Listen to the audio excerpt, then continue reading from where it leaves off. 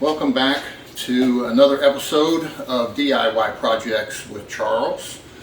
Today I am installing cabinet pulls here in the kitchen, and so a couple of things that this is pretty common these days, especially with newer homes. The builders don't put cabinet pulls on them. Cabinet pulls that I've decided to go with look like this. So that's basically what we're going to be doing here, installing these on these cabinets. So like I said, this is pretty common in newer homes. The builders don't install a cabinet pull, so the homeowner has to do it themselves. So I've done this several times. Hopefully you'll get the gist of what we're trying to do here, and you'll be able to do your own. So at any rate, we're going to come over to this cabinet here and kind of get started, and I'll give you an idea what we're planning today. So what I've done here is I've already taken the measurements on this part of the cabinet and determined which one on this template. These templates are really nice. So if you've never done this before, you really need one of these templates, something similar to this. There are several different styles, but they really are very helpful when it comes to marking them on the cabinet themselves. So you put the template in place. I pre-marked on the template which hole it lines up with. That just makes it easier as you get into this.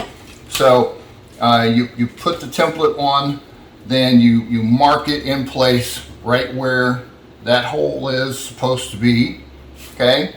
And you do the same thing for this side, all right? So that's basically what I've done already. Now, that tells you where you need to drill your holes. A couple of things that I found as I've done this a couple of times is that you don't want to drill these holes too small, because if you drill them the same size as the bolt that's coming through there, you're going to struggle, because you might get one lined up but the other one's not going to line up just right. You're going to fidget and fool around with this thing and try to wallow out the hole and all of that, and it's really a headache. So what you want to make sure you do, you want to use a drill bit that's big enough that you have a little bit of play when you drill these out. Okay, so the next step is we're going to drill these out, and then we're going to go ahead and install these. Now, one thing I did notice when I put this cabinet, when I first marked these, is that these two doors do not marry up next to each other. A lot of them do, but this one does not. So what happens is there is a difference in height on these doors. Now when they marry up right next to each other, you can tell it plain as day that they're not lined up right. But when you got a gap between them like this, it's more difficult to see. As soon as I put these cabinet pulls in, it's going to be even more apparent, because they're going to be at an angle. You know, that's basically what it's going to look like. Yeah, and it's kind of silly looking like that. So I went around and looked at the other cabinets. What I noticed was all of them are pretty consistently at about a ½ an inch from the edge to the bottom of the cabinet. Okay, this one is a ¼ inch, so that's where the ¼ inch off is. So this whole door has to be readjusted, and basically what you do is you're going to come in here and you're going to take out these screws in the hinge, and you're going to drop the whole thing down ¼ an inch. So I'll do that here. Later on, I'll get them all lined up straight so it'll look nice when it's all said and done. So that's the beginning of the process, and then we'll get started on these, and I'll show you what it all looks like when it's done.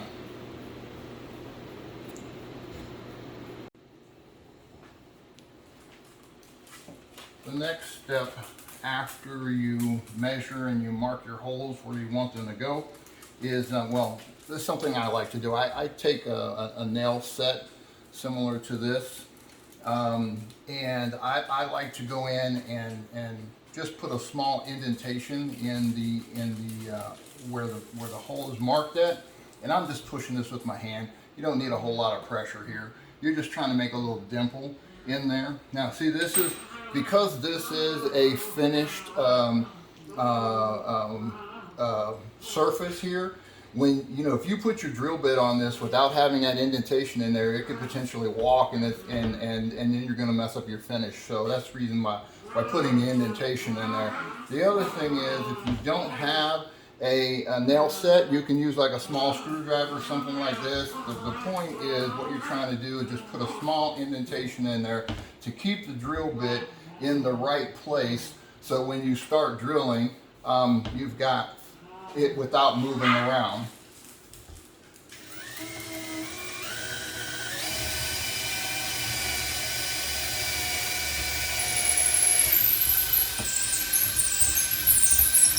Okay, there's the first hole. The other thing is, you want to make sure before you start drilling that you haven't that you move the stuff inside the cabinet if the cabinet has anything in it, so you're not tearing up your dishes or china or something like that after you go and make this hole. Now the next thing is, you'll find that most of these pulls, they come with different size bolts. So after you get this part done, you're going to put your handle up here. What I like to do is I screw them all the way in as far as I can by hand. Then I know it's at its maximum depth inside here. Then you got to figure out which one you're going to use. Obviously, with this type of the door, you're not going to use this really long one. So we're going to use these smaller ones and go ahead and install this handle.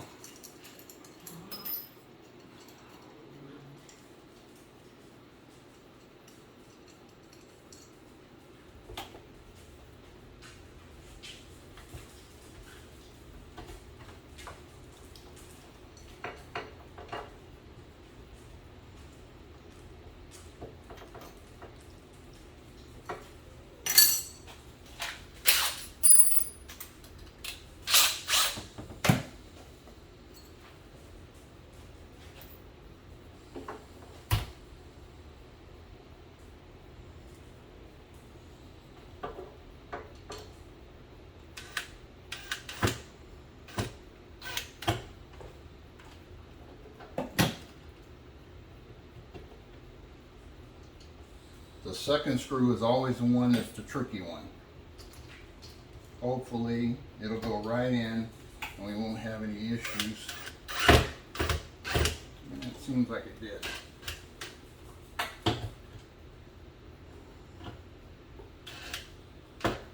Okay, there we go. All right, one pull is done. So you get the idea.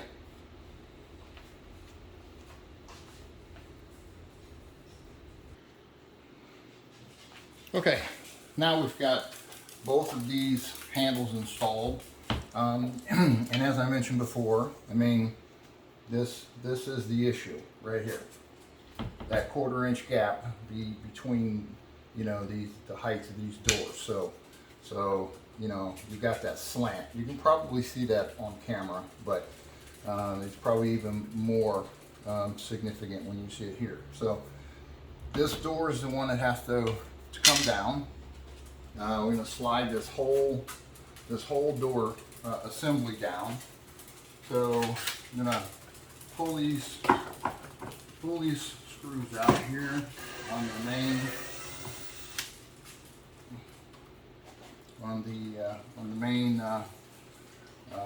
cabinet here. Now some of these hinges are adjustable and you can move them up and down and back and forth. But I need to go a 1/4 inch, and I don't think this one is going to allow me to do that. I mean, I can probably adjust it back and forth, but I'm not going to get the up and down that I need. So I'm just going to have to slide the whole thing. So that's the plan. Now, can we do all this without tearing up anything? Well, let's find out.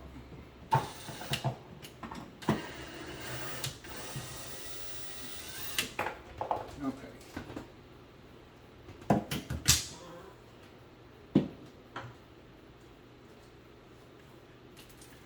It would probably be easiest if if I came back and pre-drilled these holes, you know, a quarter of an inch down from where they were and line them up, those holes are pretty small. So I want the screw to actually have some bite when I put it in. So I'm not going to pre-drill these holes. I want this door to be solid when it's on. So I'm not going to take any chances from that standpoint. So we're going to just kind of get it lined back up where it needs to go and try to put these screws in. This gets kind of tricky when you're doing it by yourself too, but you know, we'll figure it out. So I've already marked where the 1/4 inch drop is on the cabinet itself. So I'm just positioning this where it should be. I'm going to put the first screw in.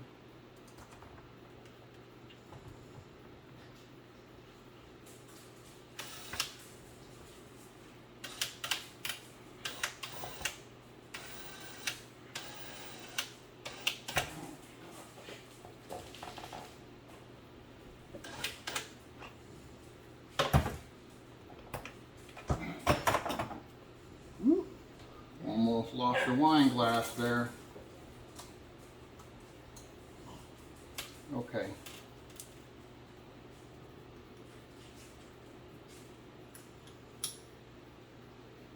Here's what we're going to do. So I tried to put that one in. You can probably see that screw hole there. I need to be careful because if I get that screw in the wrong place, like where I had started to put it in, there's a good chance it'll come out on the outside here and it's going to look terrible. So I'm going to pause. I'm going to get some help, somebody who can hold this door for me, and we'll start again.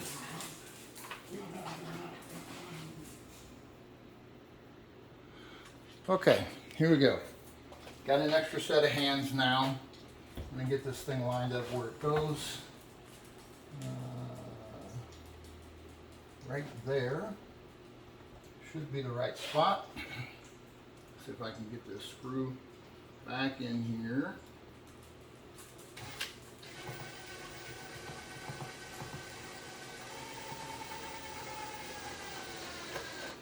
Okay, hold on there.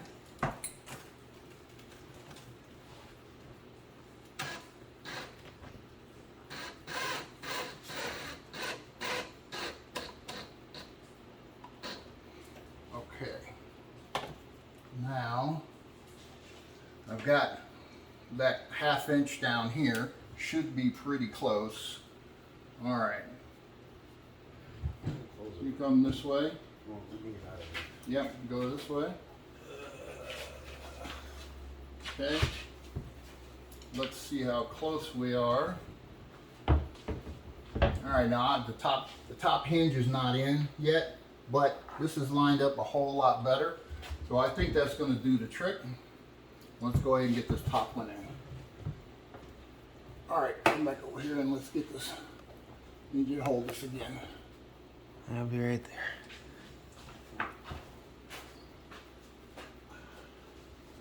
Okay.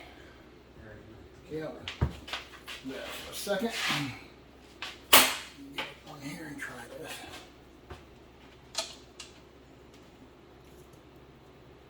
Oh, okay. Yep, that's just about right.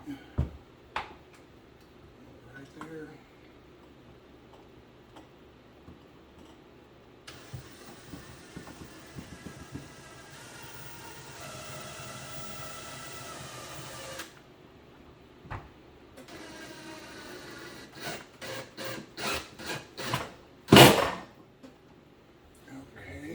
That's one. Yep. All right, let's go ahead and get the second one in.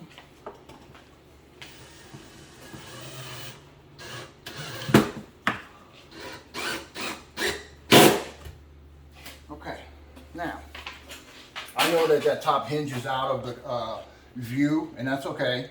You get the idea. So we're putting this last screw in. Hopefully everything is lined up the way it's supposed to be. If it's not, it should be really, really close. All right, so all of that's installed. Let's see how we did on how this thing lines up. Now I can see already, just looking at it, it's still off slightly, but not like it was. So this has gone from what was a 1/4 inch gap to now what's maybe a 1/16 of an inch. I could probably adjust it a little bit more and see if I can get it to come down exactly on it, but it's really, really close. So this will look a whole lot better now instead of having, you know, that crazy alignment. You can see that's pretty flat now instead of it looking like this, which is the way it looked before. And that should pretty much take care of it. So we've done the hinge movement adjustment. We've installed 2 of the slides. Now we'll go ahead and knock out the rest of these. And it's actually a pretty simple process. It's just a matter of making sure that you get these handles correctly positioned where you install them, because if you get them offset, then it's going to look really silly. So anyways, that's the primary idea, and let's wrap this up.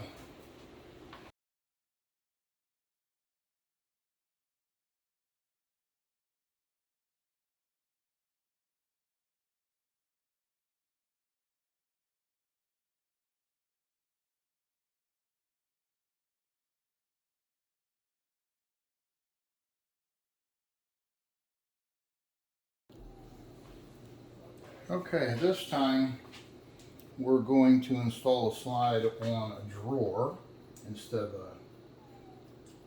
a cabinet door. So this is basically what the drawers usually have the inner portion of the drawer is thicker. So on many of these drawer style cabinets, you know, this one has an indentation here. Many of them don't. It's just flat. So you end up with a really thick one, and that's what these long screws are for. Is you end up having to go through quite a bit of wood in order to get to the handle. But in this case, since mine is kind of got this indentation in the middle of it, it's not a full face board here. I think I'm going to be able to get away with still using the small screws. So we'll see once we get this thing going. So what I prefer, people put handles wherever they choose to. You could put it here, you could put it here. I prefer the center. That's just my preference. I think it looks better that way. So that's what we're going to shoot for. It's this little indentation in here is going to be a little tricky, but we'll make it happen. So this is the other template. Typically, these kind of templates that are used for installing these handle pulls, they come in a set. So this one is more for this style of door. The one we did earlier, it's out of camera range, I think now, but this one is used more for trying to do these type drawers. So the first thing I did was I measured the width and the height of this drawer, and I marked the center. In my template, I've also marked the center on the template here. So I'm lining up those 2 marks like so. Now, if this were a completely flat face drawer, like many of them are, this would be really easy. I just pop it on there and mark my holes. Now, I've kind of pre-marked on the template which two holes are the ones I'm going to be using. The problem is there's no way to get this marker in that hole and touch the wood because of this gap. So I'm going to try something here. Hopefully this will work. But I'm going to take this little punch, which will fit in this hole. I already tried that part. And I've got everything lined up already. Go in this hole here and see if I can make the mark where I need it.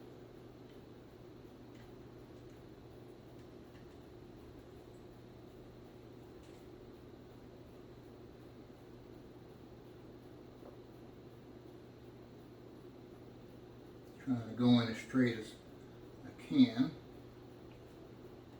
Well, it looks like that actually worked.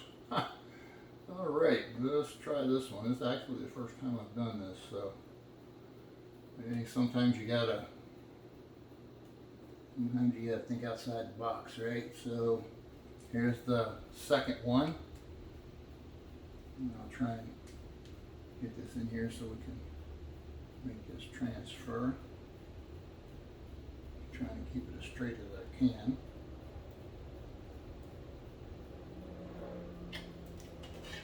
There you go. Got our two marks. We know everything's lined up. That's going to be the center. So when this thing goes on, it'll look like so. All we've got to do now is basically the same thing that we did on the other one, which is drill these two holes out here. Put our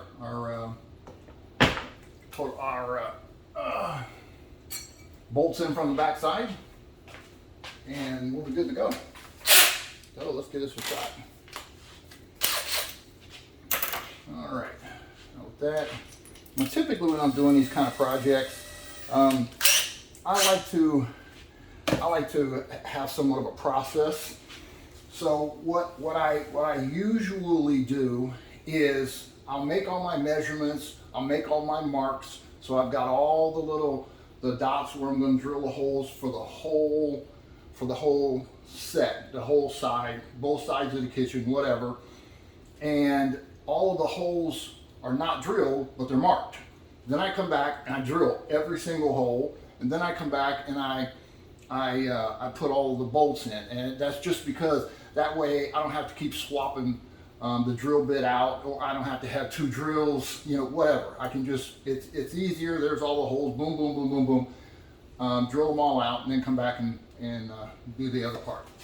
So now we got that part done. Now I need my center punch. Where did it go? There it is. Okay, so let's get that in the right place. Here. Yep, I can fill that dimple. That's all we want. We just don't want the drill bit to walk. Here we go.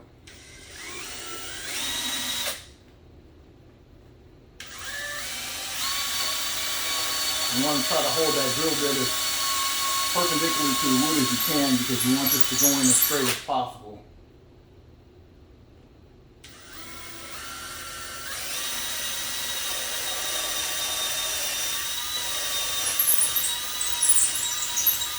Okay.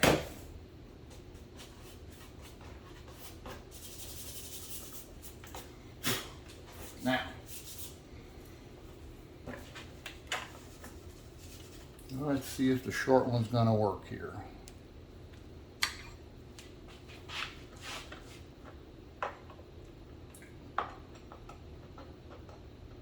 Can't tell yet.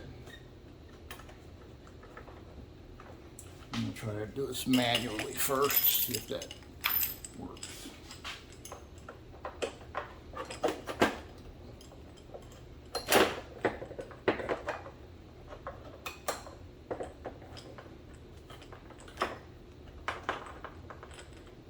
Nope, not enough.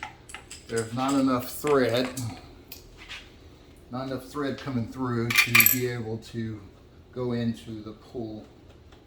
So I'm going to have to switch to the long ones, which in this case, I'm quite certain that that is going to be way too long, probably a good 1/2 inch too long, which means I'm going to have to cut this bolt to make it work. I mean, you got a couple of ways of doing it. I'm going to cut it. Yep, I've tightened it up in here. There's a good 3/8 of an inch, maybe a little bit more, bolt sticking out still. So it's fully bottomed out in the handle itself. The bolt is too long. So I am going to cut it. Now, if you don't have the ability to cut these, you know, I'm basically just gonna put a hacksaw blade on it, a sawzall, something similar, for metal cutting, and I'm just gonna cut this thing down the length, and I'm gonna come back and re-put these in. This is pretty simple, but still needs to be done. I guess the other option, if you didn't have a way of cutting them, you just have to build up the side. So you'd have to have, you know, a couple of nuts or washers or something like that to take up that gap. Then you wouldn't have to cut them, but it's going to stick out on the inside. So that's the downside to it. You know, I don't like that. I want it to be a nice, clean, flush finish. So I'm going to go cut these. I'll be right back. Okay, so I went out and cut these bolts. This was the original length. So you can see I took about a 1/2 inch or so off of it. Now, it's a good idea whenever you cut something like this, got threads, especially if you do it with a hacksaw like I did, you're gonna have a burr on this. So you need to put it on a file and kind of file this edge, you know, at like a 45-degree angle, you know, something like that when you're filing it, just to take off that burr, because if you don't, it won't fit. You'll have troubles getting it to properly thread when you go to put it in the handle. So this one seems to be fine. It threaded, no problem.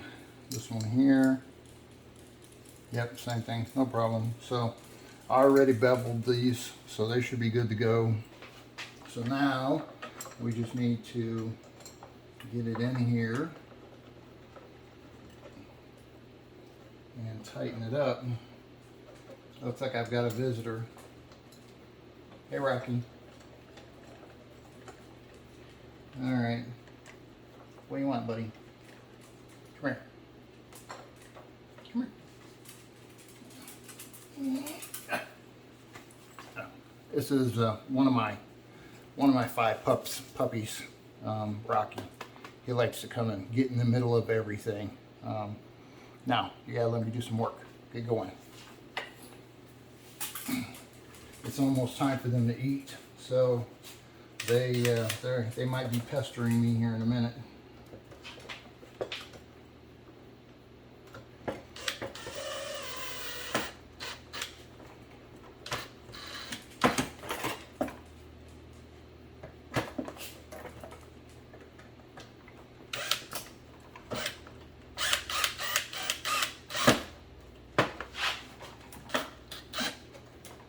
Okay, so there you go. There is one of the handles on the drawers. So now you know you can determine what you need to do based on the thickness of the drawer itself. A lot of them you won't have to modify like I did. You won't have to modify the bolts. The bolts will be long enough. They should work just fine going through that double thickness.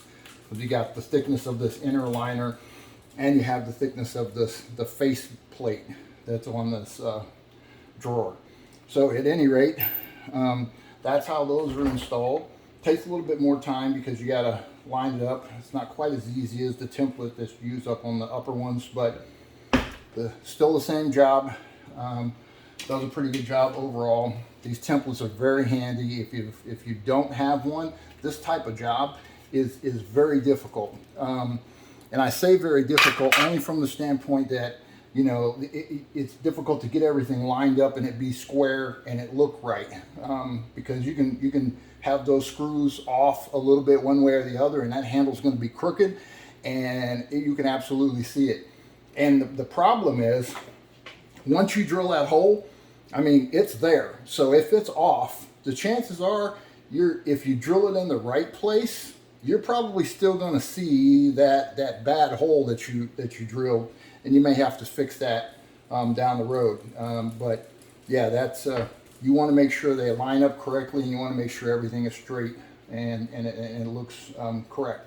So at this point, then I'm going to go ahead and finish up these bottom ones and wrap up this side of the kitchen.